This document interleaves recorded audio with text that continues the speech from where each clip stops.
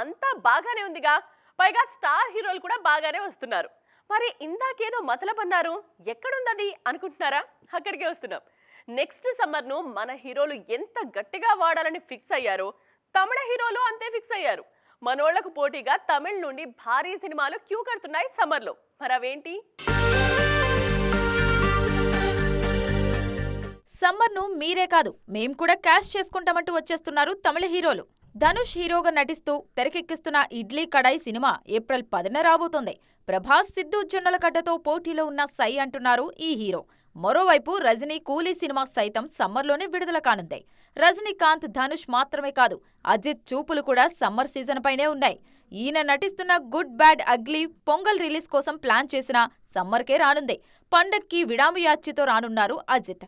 సూర్య, Karthik Subbaraj cinema సైతం సమ్మర్లోనే రానుంది. ఇటు హీరోగా అటు నిర్మాతగా రఫాడిస్తున్న కమల్ హాసన్ తగ్ లైఫ్ అంటూ సమ్మర్ చివర్లో రానున్నారు.